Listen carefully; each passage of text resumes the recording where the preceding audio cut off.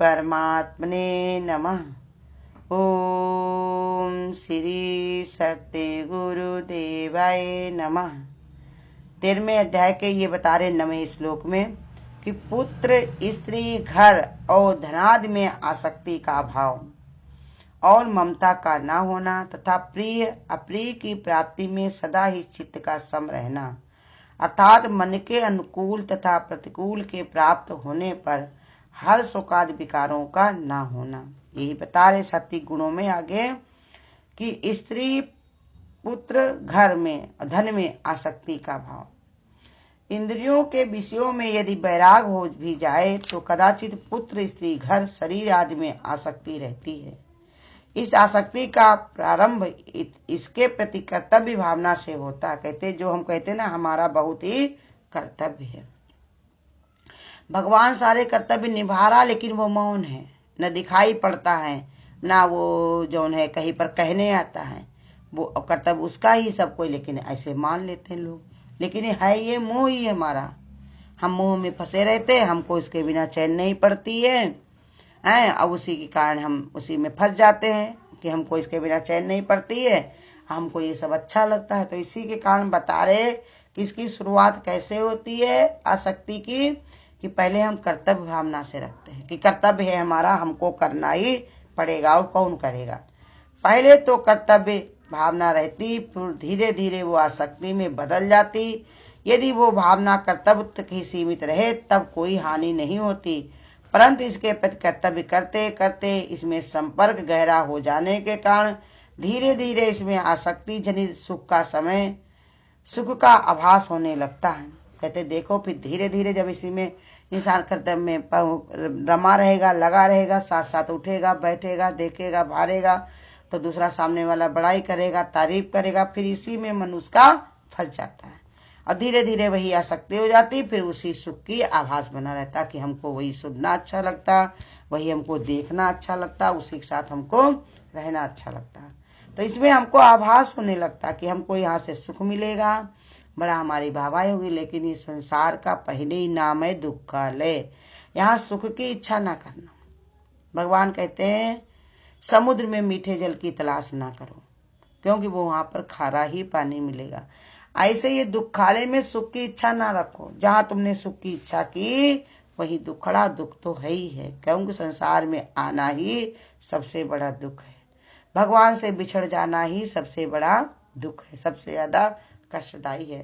तो इसलिए निरंतर जागरूक रहने पर यह संभव हो जाता है कि इसमें सुख दृष्टि न रखी जाए, वरन इसको केवल कर्तव्य प्राप्ति का माध्यम मान लिया जाए।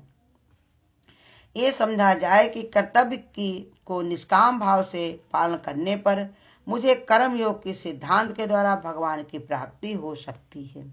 कहते अगर कोई कर्तव्य मिलते हैं, करने को पड़ जाए तुम्हारे ऊपर, तो ये समझ लो उसको अपने कर्तव्य से कैसे समझना चाहिए कि ये कर्म योग के द्वारा सिद्धांत, जैसे कर्म करे जा, फल की इच्छा मत करे इंसान, और जैसा कर्म करेगा वैसा फल देगा भगवान। भगवान सब देख रहा, तुम अपनी चाहना ना करो है कि उसमें हमको ये मिले, वो मिले, वो मिले। भगवान सब तरीके से सामर्थ्यवान है, अब सबको वो देने वाला है, वो कोई को छोड़ता नहीं है।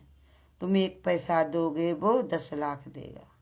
परमात्मा की ऐसी भावना है, वो दे ही रहा, इसलिए उसका नाम है दातार। तो इसलिए समझा रहे भगवान कि उसको पद्धति बनाओ, ऐसा नियम बनाओ कि कर्म योग के सिद्धांत, जैसे भगवान ने अपने कर्म योग बताया 3रे अध्याय में कि कर्म करते रहो, लेकिन योग भगवान से जोड़े रहो, परमात्मा से अपना योग जोड़े रहोगे तो इसके अनुसार तुम्हें भगवान की प्राप्ति हो सकती। कर्म बाधा नहीं डालते, कर्मों की जो आसक्ति है। वस्तु न तोड़ो मोह तोड़ दो, यही सबको फंसाता है, यही फंसाता है। चीज वस्तु तोड़ने की जरूरत नहीं, इंसान को छोड़ने की जरूरत नहीं है, बस उसमें जो तुम्हारा मोह है उसी को छोड़ दो। जितना तुम मोह छोड़ दोगे उतने तुमको शांति मिलेगी, उतने तुमको तृप्ति मिलेगी। जितना तुम उसी में रचे पचे रहोगे उतना ही तुम्हारा ये मोह तुमको रुलाता रहेगा, क्योंकि कोई किसी के बंधन में नहीं है, सब आजाद आए हैं और आजाद ही जाएंगे। जीव स्वतंत्र सकल गुण खानी। कोई दिखाई पड़ रहा है तो शरीर से भले बंधा हो, लेकिन मन से सब आजाद हैं। ऐसे गुरु कहते तुम भी अपने मन को स्वतंत्र रखो, भगवान के साथ रखो, तुमको भी ऐसे विचार नहीं रखने चाहिए, कर्म तुमको बांधने नहीं चाहिए। कर्मों में कर्तापन छोड़ दो तो गुरु कहते कर्म तुम्हारे बंधन का कारण नहीं बनेंगे, भगवान से और प्राप्ति होगी। ऐसा समझने पर इन सब के प्रति निष्काम भाव से कर्तव्य का पालन संभव हो जाता है और इससे सुख पाने का भाव भी समाप्त हो जाता है। कहते जब तुम कर्मयोगी बनते हो, जो भी कर्म करते हो वो भगवान के लिए ही कर देते हो, भगवान को ही आगे कर देते हो, तो इसी सिद्धांत से तुम्हें भगवान की प्राप्ति होती है। इसी निष्काम भाव के कारण कर्तव्य पालन करना बहुत ही संभव भी हो जाता, बहुत आसान हो जाता कि हम जो भी कर रहे हैं सब भगवान के लिए कर रहे हैं, भगवान मेरा सब जान रहा है और हमको किसी से कुछ भी लेना देना नहीं है। ऐसे ही भगवान ने समझा रहे, लेकिन हम लोग संसार में कैसे करते हैं, जबान से तो कहते रहेंगे कि सब भगवान के लिए हो रहा, भगवान के लिए ही कर रहे, लेकिन अंदर से भावना रही कोई देखे, कोई जाने, कोई हमारी बड़ाई कर दे, तभी तो हम अपनी बातों में घुमा करके किसी न किसी को बता देते, कह देते हैं। ये दिखावा की जो भावना मेरी पड़ी रहती है वही हमको कहीं न कहीं कष्ट देगी। तो इसलिए बता रहे तुम सुख दृष्टि ना रखो, बल्कि केवल कर्तव्य प्राप्ति का ही विचार करो। करो कर्तव्य लेकिन कर्म योगी बन करके, जो भी काम करो कर्म योगी बन करके करो। करता न तू कर्तव्य के अभिमान काले सर्व से तू है डसा, नहीं जानता है आपको भव फास से जिससे बसा। करता न तू त्यों काल में करते पने का त्याग कर, पहचान कर निज रूप को हो जा अजर हो जा अमर। भगवान कहते हैं कि तुम कर्तव्य के अभिमान से फंसे हुए हो, बंधे हुए हो, हमें ये करना, हमें वो करना, हमारा ये है वो है। मूंदो आंख खत्म कुछ नहीं, अभी आंख बंद कर दो तो तुम्हारा कोई कार्य नहीं है, सब भगवान से हो रहा, वही करेगा, वही करने वाला है, उसी से होगा। तो इसीलिए भगवान बता रहे तुम वो ही करने वाला है, उसी से हो रहा, तो तुम कर्तापन क्यों दिखाते हो, खाली मूली में बोझा ढो करके क्यों बैठे हो। अपने मन से कर्तव्य का अभिमान निकाल दो, और नहीं तो ये फांस की तरह तुम्हें खरकता रहेगा। कर्तव्य के अभिमान काले सर्प से तू है डसा, जैसे काला सर्प किसी को अगर डस ले तो उसको चैन नहीं मिलती, ऐसे ये कर्तव्य का अभिमान भी तुमको चैन नहीं लेने देगा।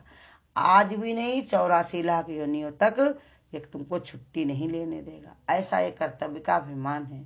तुम्हारा कर्तव्य कुछ नहीं, सब कर्तव्य है भगवान का। अब वो अच्छे से अच्छे कर रहा है, तुमको निमित्त कारण बनाए हुए अगर है तो भगवान ने कहा कर्म करो, लेकिन भगवान को ही अर्पण करके आगे करके इनसे छुट जाओ, इनमें सुख पाने की भावना न रखो। अब अगर तुम्हारे अंदर ऐसा विचार आ गया तो सुख की भावना अपने आप ही खत्म हो जाती है। ये बताया जा चुका है कि अनिष्ट की प्राप्ति में, अनिष्ट की भगवान ने कहा हर शोक आदि विकारों में ना होना। कहते संसार में प्रतिकूल मन का हो जाता तो इंसान बड़ा खुश हो जाता है, अनुकूल हो जाता तो खुश होता, प्रतिकूल होता तो बड़ा दुखी हो जाता। तो वही समझा रहे कि देखो इष्ट और अनिष्ट की प्राप्ति में क्रमशः सुख और दुख की ही भावना होती है, यही ईश्वर का प्रदत्त होती है। कहते यही हमको जो हमारी शक्ति है, ईश्वर माने जो हमारे अंदर जो भी चीजें हैं, इसी का हमारा प्रदत्त माने इसी का प्रकाश होता है। हर जगह पर हमारे अंदर इष्ट अनिष्ट की भावना और सुख दुख की भावना होती है संसार की तरफ। जब तक हम गुरु की शरण में नहीं जाते, जब तक हमारा संत पुरुषों से सामना नहीं होता, उनके वचन नहीं सुनते, तब तक ये भावना हमको दृढ़ बनी रहती, छोड़ती नहीं है। इसलिए उनके प्रति मन में कोई उद्वेग नहीं होने के भाव से समझ में आने लगता है कि वास्तव में सुख और दुख के निमित्त भगवान द्वारा हमारे कर्मों के भोगों को निपटाने के लिए है। कहते जब तुम गुरु शरण में जाते हो, संत महात्माओं के साथ जुड़ते हो, तब वो तुमको ये बात को समझाते, तब तुम्हारी समझ में आता है कि ये तो सिर्फ निमित्त कारण है। यहाँ पर कुछ न सुख है न दुख है, न अच्छा है न बुरा है, न इष्ट है न अनिष्ट है। कहते कोई भी चीजें अगर हैं तो ये सब पहले से ही बनी है। दिन अच्छा नहीं है तो रात खराब नहीं, रात अच्छी नहीं तो दिन खराब नहीं है, उससे कोई मतलब नहीं है। मतलब क्या है, हमारी अपनी भावना। हम जो चीज अच्छी समझते हैं उसी को अच्छी बताते हैं, दूसरों को भी गाते हैं। इसमें हमको सुख मिलता है, हमारे अनुकूल होती है तो उसको हम अच्छा बताते, जो हमारे अनुकूल नहीं होती उसी को हम बुरा बताते। तो इसलिए कहते है कुछ नहीं, तुमने ऐसे मान लिया है, तुमने ऐसे सुना है, संसार में यही हो रहा है, तो तुम भी वही में फंसे पड़े हो। तो इसलिए भगवान की शरण में आए हो, गुरु शरण में बैठे हुए सब लोग, तो ये भावना निकाल दो, संशय अपने अंदर से बिल्कुल ही निकाल दो। ना कुछ बनना है, ना कुछ बिगड़ना है, यहाँ जो भी है सब पहले से ही बना हुआ है, तुम तो खाली निमित्त कारण हो। जैसे भगवान अर्जुन को समझा रहे हैं कि जिनको देखकर तुम इतना भयभीत हो रहे हो, परेशान हो रहे हो कि मैं ताऊ, चाचे, लड़के, मामा, फूफा, अब दादा, बाबा सब खड़े हुए सामने, मैं इनसे कैसे लड़ूं, इनको मैं कैसे मारूं। तो भगवान कहते हैं ये तो सब पहले ही मर चुके हैं, इनकी मृत्यु निर्धारित है, ये मरेंगे तो है ही। तुम खाली निमित्त कारण बन जाओ, तुमको इन्होंने बहुत सताया है, तो इनको संसार में ये दिखा दो कि भगवान को, भक्त को सताने का क्या मतलब होता है। भगवान का भक्त जब सताया जाता है तो भगवान को अच्छा नहीं लगता, इसलिए भगवान उसके अंदर ऐसी शक्ति और बुद्धि भर देते, किसी को निर्बल, कमजोर और अज्ञानी नहीं समझे कोई।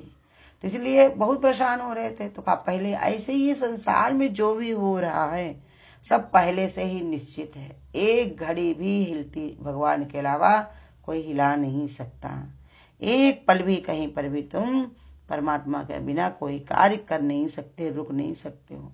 जो भी हो रहा है सब भगवान से हो रहा है। तो इसलिए कोई में ऐसा विचार ना करके अपने मन को ये साध के रखो कि जो भी हो रहा है सब परमात्मा के इशारे से हो रहा है। ऐसी भावना जब दृढ़ हो जाती है तो इष्ट और अनिष्ट से निमित्तों के प्रति एक संभाव आ जाता है। फिर इष्ट की प्राप्ति में मन फूलता नहीं है और अनिष्ट की प्राप्ति में टूटता नहीं है। इष्ट की प्राप्ति में कृतज्ञता रहती है, अनिष्ट की प्राप्ति में दृढ़ता रहती है। कोई भी कष्ट आता, परेशानी आती है तो भगवान के भक्त के अंदर और दृढ़ता आ जाती है, क्योंकि हमको ये करना ही है। भगवान हमसे करवा करके संसार को मिसाल देना चाहता है। अब वो तो हमारे साथ ही लगा हुआ है, हमको थोड़ी कुछ करना है, हम तो भगवान के गोद में बैठे हैं। भगवान ने ये कार्य दिया है तो वो खुद ही आकर के करेगा, हमको खाली निमित्त।